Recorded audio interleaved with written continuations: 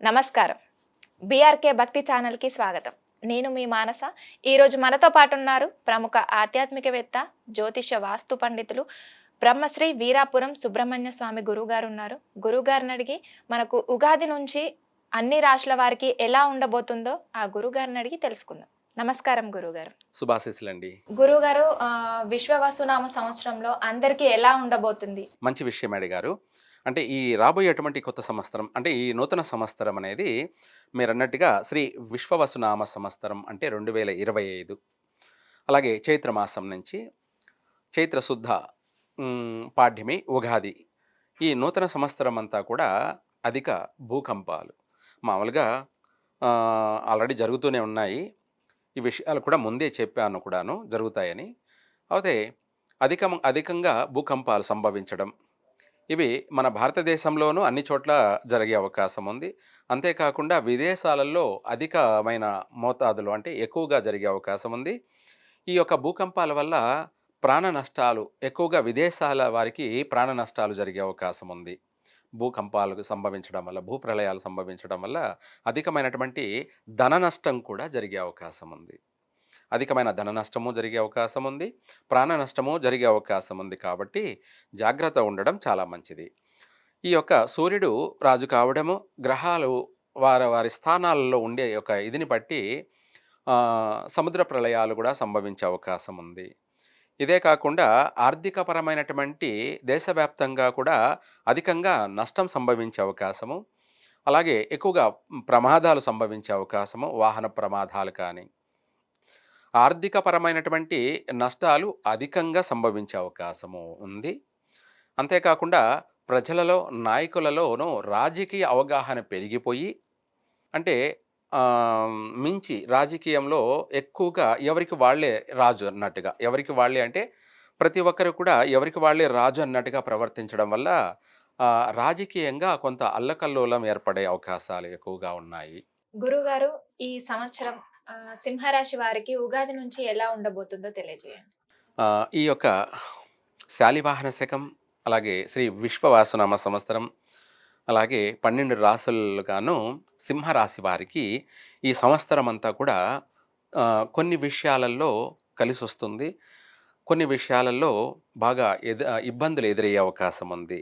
అందులో ఆదాయం 11, అలాగే వ్యయం కూడా 11 అనగా సమానంగా ఉన్నాయి.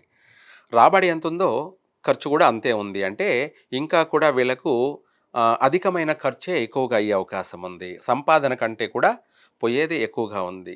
ఈ సింహరాశి వారికి చాలా జాగ్రత్తగా నడుచుకోవాలి. ప్రతి విషయాల్లో కూడా ఆచితూచి అడుగేయాలి. ఏదైనా సరే వ్యాపారం, నూతన వ్యాపారం ప్రారంభించాలంటే అడిగి తెలుసుకొని మరీ చేయడం మంచిది. లేదంటే నష్టపోయే అవకాశాలు ఎక్కువగా ఉన్నాయి. నూతన వ్యాపారాలు ప్రారంభించకపోవడం మంచిది. ఒకవేళ చెయ్యాలి అనుకుంటే మాత్రం తప్పకుండా అన్ని విధాలా కూడా చూసుకొని జాగ్రత్తగా నడుచుకున్నట్టయితే నష్టం లేకుండా వారు ఎలాంటి పరిహారం చేసుకోవాలి తెలియచేద్దాం. అలాగే ఈ రాశి వారికి వివాహ విషయంలో కూడాను కాస్త జాప్యం జరిగే అవకాశం ఉంది. లేదా వివాహమైనటువంటి దాంపత్య జీవిత విషయాల్లోకి వచ్చేటప్పటికి మనస్పర్ధలు, ఎడబాట్లు ఎక్కువగా అధికంగా ఎడబాట్లు జరిగే అవకాశం ఉంది. భార్యాభర్తల మధ్య సఖ్యత లేకపోవడము, ఒకరి పట్ల ఒకరికి గొడవలు తరచుగా ఏర్పడే అవకాశం ఉంది. ఎడబాట్లు, విడిపోయే సమస్యలు ఎక్కువగా ఉన్నాయి. కాబట్టి ఈ రాశివారు వీలైనంత వరకు జంట సర్పారాధన అంటే జంట నాగదేవతల్ని ఎక్కువగా ఈ సంవత్సరం అంతా కూడాను ఆదివారం కానీ, లేదా మంగళవారం కానీ, శుక్రవారం కానీ మీరన్నట్టుగా పరిహారాలు ఎక్కువగా నాగారాధన చెయ్యాలి వీళ్ళు.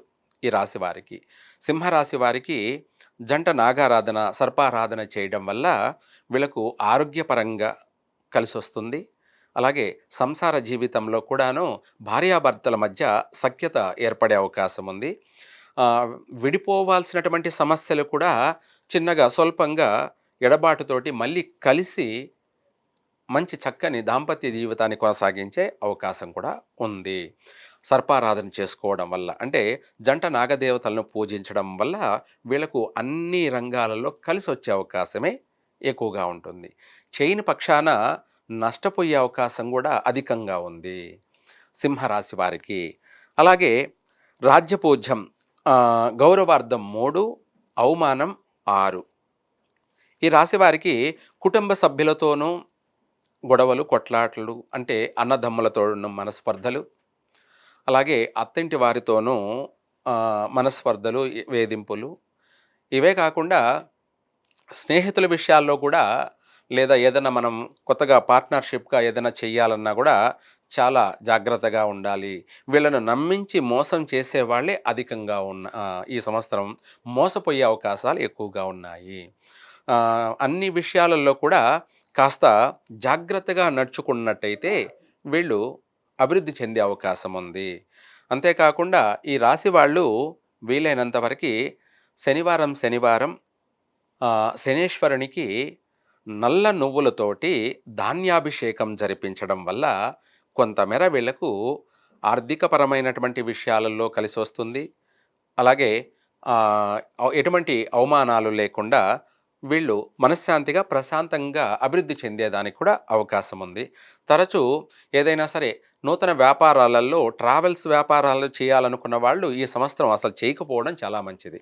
ఎందుకంటే అధిక వాహన ప్రమాదాలు, తరచూ వాటి వల్ల కలిగే నష్టాలు అధికంగా ఉన్నాయి కాబట్టి అధిక ధన నష్టం జరిగే అవకాశం కూడా ఉంది కాబట్టి ఇటువంటి వ్యాపారాలు చేసేవాళ్ళు చేయకపోవడం మంచిది. అంటే నూతనంగా చేసేటువంటి వాళ్ళు, ఆల్రెడీ చేస్తున్నటువంటి వాళ్ళు వీలైనంత వరకు ఇందాక చెప్పినట్టు శనికి నల్ల నువ్వులతోటి శనివారం శనివారం అభిషేకం చేయించడం కానీ, శనికి జపాలు కానీ, దాన ధర్మాలు జరిపించడం కానీ చేయడం వల్ల కొంతమేర ఆ నష్టం నుంచి బయటపడే అవకాశం ఉంది.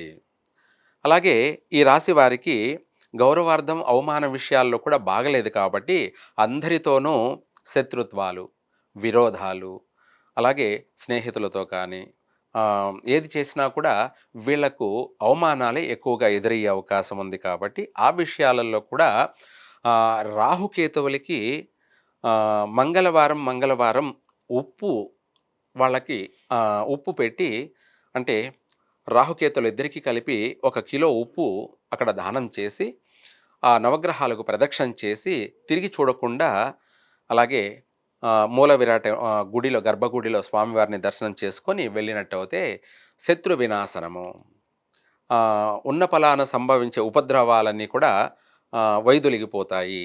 చక్కగా అన్నింట బయటపడతారు. ఈ రాశి వారికి చక్కగా కలిసి రావాలంటే ఈ పని మాత్రం తప్పకుండా మంగళవారం మంగళవారము ఈ సంవత్సరం అంతా కూడా వీలైనంత వరకు ఒక 108 వారాలు చేయడం వల్ల అన్ని రంగాలలో కూడా వీళ్ళు మళ్ళీ అభివృద్ధి చెందడము, రాణించడం కూడా జరుగుతుంది. తప్పించుకు తిరుగువాడు ధన్యుడు సుమి అన్నట్టుగా అన్నింటి నుంచి వీళ్ళు విజయాన్ని పొందుతారు, కలిసి వస్తుంది. ఓకే గురువుగారు, చాలా చక్కగా వివరించారు గురుగారు. పరిహారం గురించి ఎలా చేయాలి, దాని గురించి దాని నుండి ఎలా బయటపడాలి అనే దాని గురించి చక్కగా వివరించారు. చాలా ధన్యవాదాలు. సర్వే జన సుఖినో భవంతు.